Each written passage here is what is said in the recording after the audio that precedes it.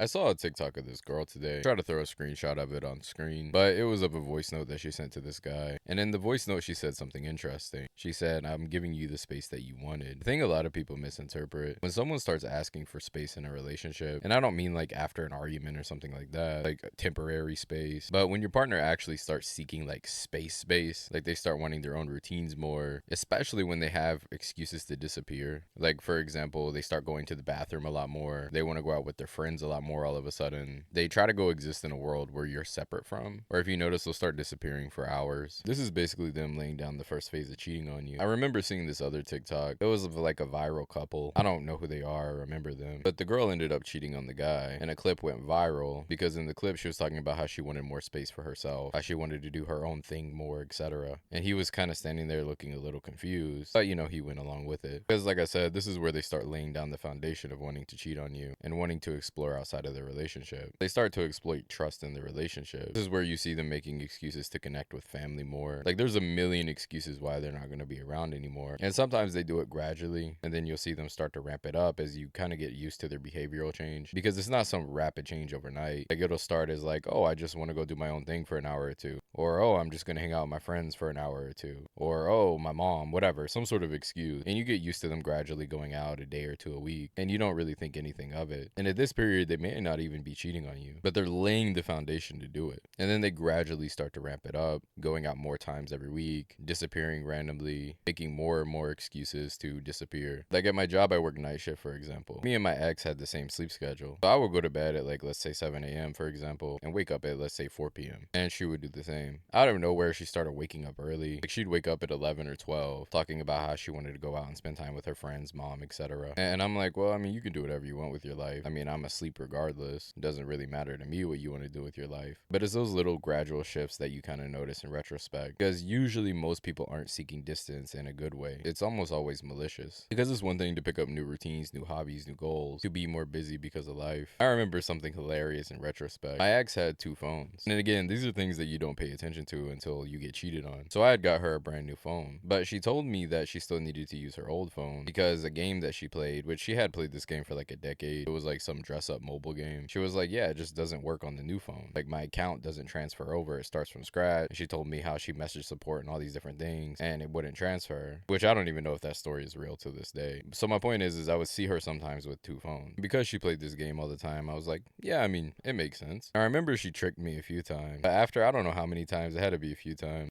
I put 2 and 2 together, and that was when I caught her cheating on me. Because she would always tell me, like, oh, I'm gonna go to the bathroom for a little bit or whatever. Like, she wants to go to the bathroom, do a routine, makeup, whatever. I don't know, whatever women do, right? And because, again, this is something that had gradually gone on for the past few months, where she was gradually going into the bathroom for an hour or 2 at a time, I just kind of was like, okay, yeah, I mean, whatever. And every time she would do this, she would leave her phone. She would tell me, oh, yeah, I'm gonna leave my phone here, I'll be back. And I would just kind of be like, okay, yeah, whatever. But then one day she disappeared for like 2 hours. And I was sitting here thinking, I'm like, this woman is always on her phone. Like, she literally is inseparable from her phone. I'm like, you're telling me that she went to the bathroom for 2 hours and literally hasn't had her phone for 2 entire hours? Like, it doesn't make any sense. So that was when it hit me, because I was like, wait, nah, she took her other phone with her. And then I started thinking, wait, why would she take her other phone with her? So I walked into the bathroom and she has music playing from the other phone, of course. And I walk up and grab the phone and she completely freaks out. And at that point, you already know what's gonna happen. So since I'm a man, I took the phone from her because I'm stronger than her. And I walked outside and was looking through her phone, seeing the tons of guys she was messaging, whatever. And at this point, I realized she had been cheating on me with the other phone. And like I said, once you start retrospectively putting everything together, you realize what a woman requesting space actually is. Because I was with this woman for 9 years, and nowhere in those 9 years did she ever want space like that. Like, yeah, we always had space to do our own things. Like, we would even tell each other, I'm gonna go do my own thing. And for me, it was like business, gaming, whatever. For her, it was whatever she had going on, TV shows she wanted to watch, drama shows she wanted to catch up on. So like there was a mutual understanding that we're gonna go do our own thing and have space. But this request for more space, disappearing more consistently, you'd be surprised what people do and how they create excuses for things. And like I said, it usually always kind of starts gradually, and then they slowly ramp it up and ramp it up. They just act like they're gonna go live their life more, doing whatever else. But in reality, that's never the case. Because one fact of life I've always learned, people really don't change. Like, yeah, they change in gradual ways, ways, and sometimes they can flip on you and become completely different people towards you. But like personality wise, who they are, etc., usually that's pretty ingrained in who they are. The way that they operate and function usually stays the same. So when someone has these big dramatic swings where they want to go explore the world or become super social all of a sudden,